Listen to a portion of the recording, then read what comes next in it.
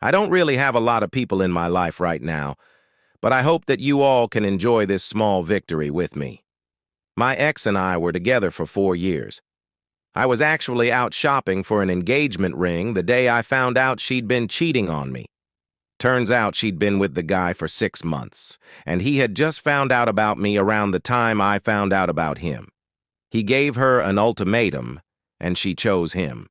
I was devastated, but there is no way I can be with a cheater, so I spent the next month and change taking extra shifts and increasing my gym time to try and get my mind off of her. Blocked her and her family, as they are awful people anyway.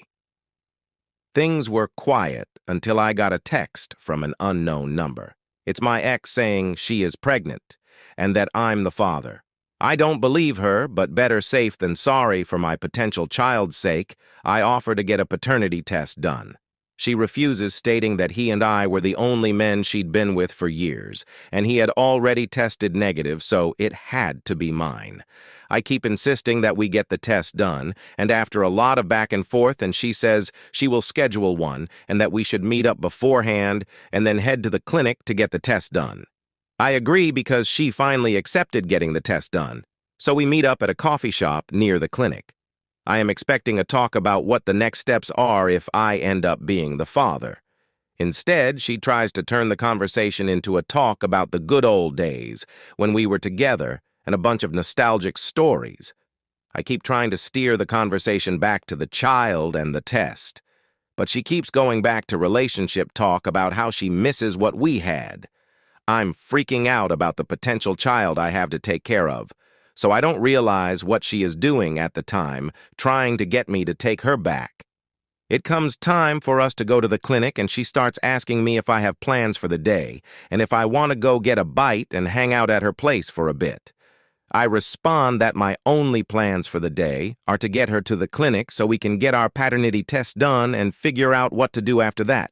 I just want to get this shit over with. Not take a walk down memory lane, you know? Well, then she excuses herself to go to the bathroom and comes back a few minutes later saying that the clinic called and had to reschedule. I asked her if she was lying, and she said no, that they had called while she was in the bathroom. So I started to dial the clinic, and she freaked out and admitted she had never actually made the appointment. It is at this moment that all doubt about the paternity of the child vanished. I pressed her for the truth, and she finally broke down and told me. New boyfriend was confirmed to be the father from a paternity test. Once he found out, he ghosted her, and she has been unable to locate him. Freaking out, she told her mother, who told her the best course of action would be to talk to me about being the baby's father, as I'm an upstanding man who will do what is right and raise this child. Said by the woman who once told me she'd rather die than invite me into their family. So anyway, after getting the truth, or at least some of it, out of her, I got up and left without another word.